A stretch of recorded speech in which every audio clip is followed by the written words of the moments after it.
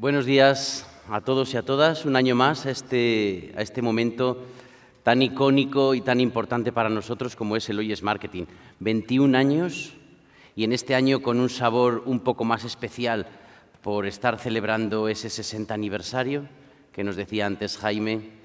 Y estos días, cuando miraba un poco para atrás, decía, sí, como universidad privada, aunque no están los tiempos ahora muy así como para hablar de esto, llevamos 21 años acompañando la evolución del marketing, acompañando la evolución de la tecnología y de las empresas. Y veía que cada temática de cada año tenía que ver con lo que estaba pasando en ese momento.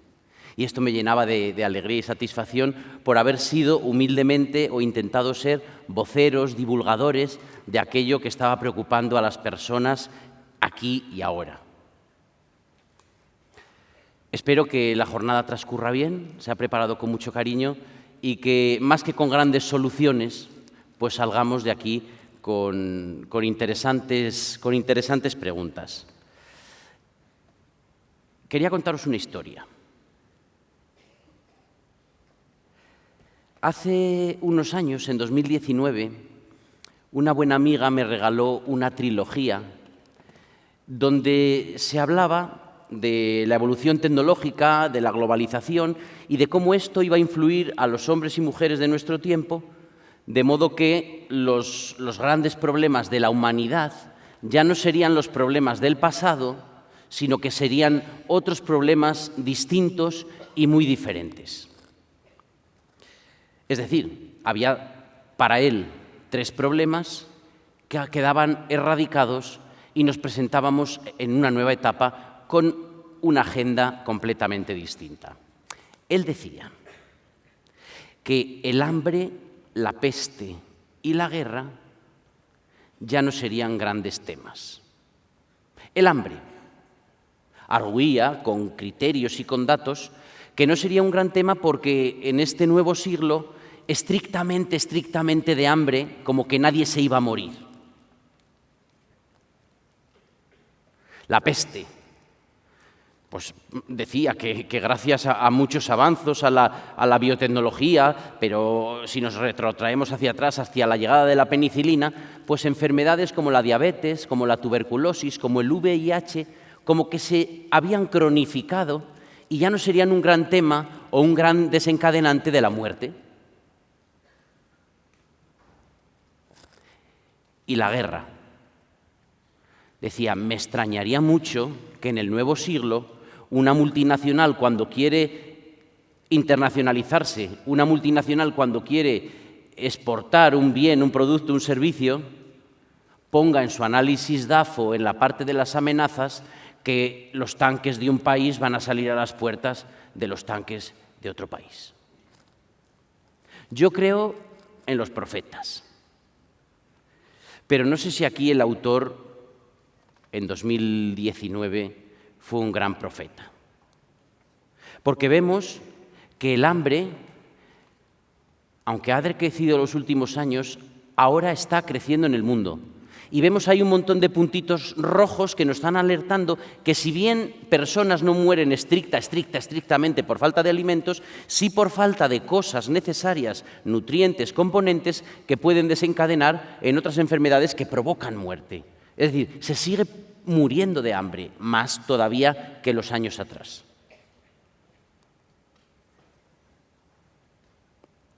La peste. Y si esto se escribió en 2019, en 2020 todos tenemos este recuerdo, incluso capturado en nuestros móviles, de cómo algo insignificante, digo por tamaño, que no sabíamos ni de dónde venía ni a dónde iba, que no sabemos si volverá, cambió, hizo un punto de inflexión en el rumbo de la historia, en el mundo de los negocios, en el mundo de las personas, en la vida, en la economía, en la salud, en la política. La guerra. Creo que no hemos tenido en la historia ningún tema como este. Geopolítico, encima de la mesa, con gran urgencia. Creo que es un tema que, y en la siguiente ponencia lo vamos a abordar, que está ahí y por eso digo que esta profecía no sé si fue muy acertada. Pero a este autor, que es Yuval Harari, en Lecciones para el siglo XXI, que por cierto ha sacado ahora el cuarto, muy interesante sobre inteligencia artificial, Nexus, sí que tuvo algo muy brillante en toda su obra y que le sigue haciendo brillar. Y es que el trasfondo de todo viene a reducirse a demostrar cómo la ley de Moore, que nos venía acompañando ahora en ese eje donde se marca el avance de la tecnología a lo largo del tiempo, cómo la velocidad del cambio por las nuevas tecnologías ha pasado de ser exponencial a ser asintótico descontrolado. Es decir, porque ya no estamos hablando solo de velocidad de cambio, como hacía Moore, sino estamos hablando de una aceleración de la velocidad del cambio, lo cual nos lleva a llegar a un punto de inflexión, donde la curva se hace asíntota y tira al infinito y, por lo tanto, se descontrola.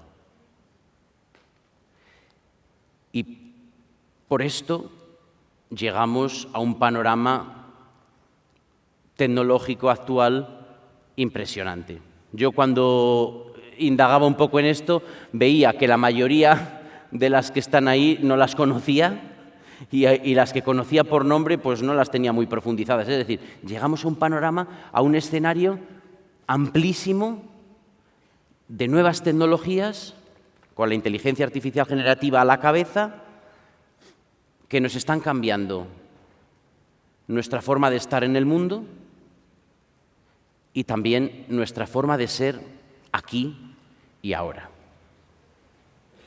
Pero ¿de dónde viene todo esto? Esto viene desde los orígenes de los tiempos.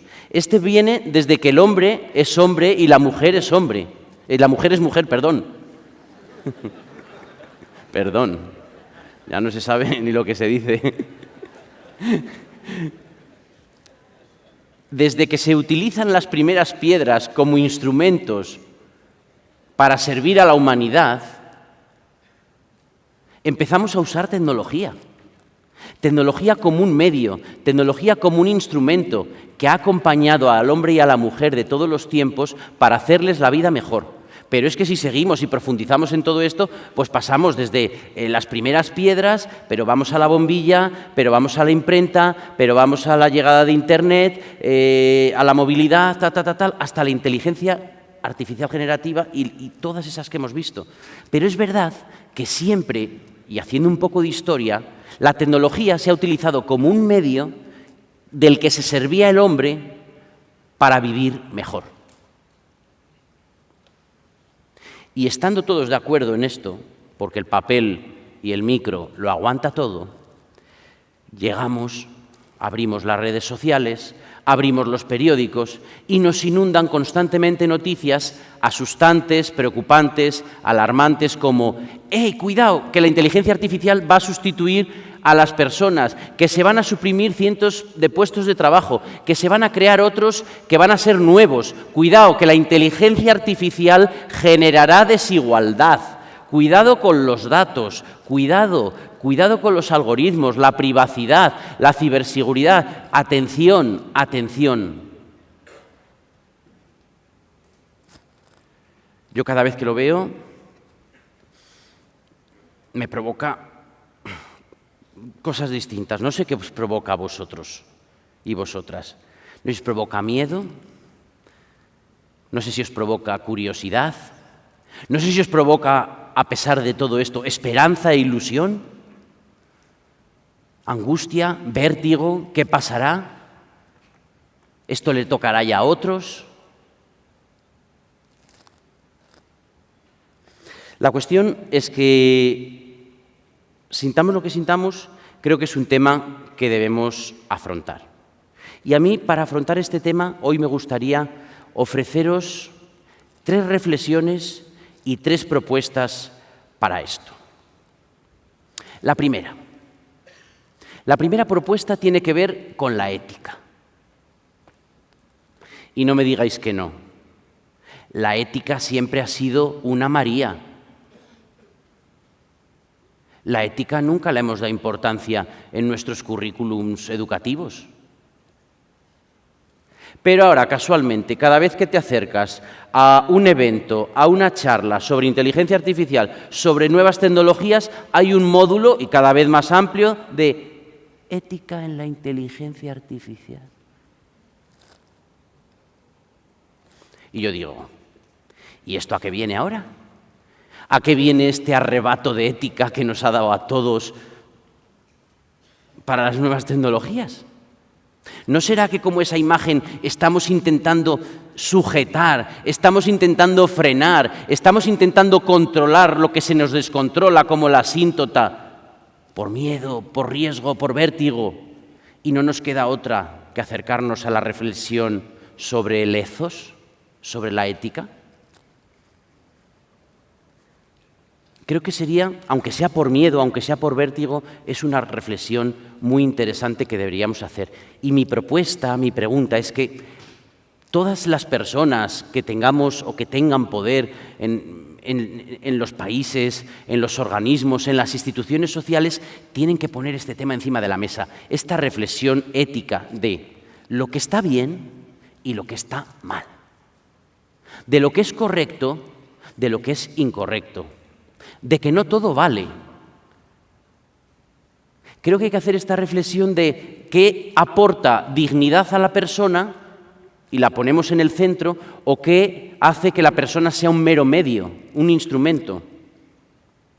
¿Qué hace y aporta y contribuye a un mundo mejor, al bien común, que el bien común no es el bien de la mayoría, sino es el bien de todos, y qué no?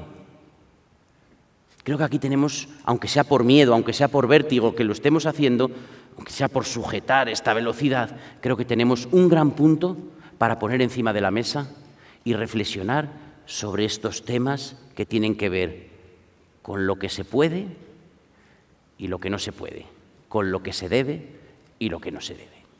Segunda reflexión.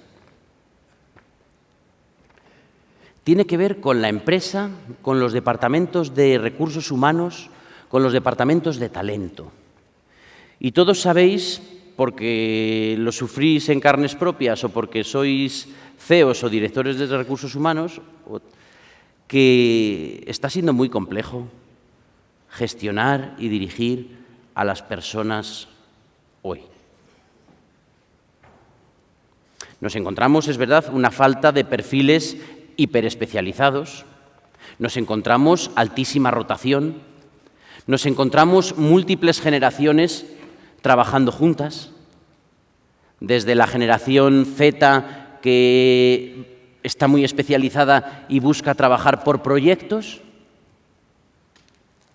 desde la generación millennial o la X, que no ha sido capaz de actualizarse y ponerse al día, el edadismo, otro gran tema.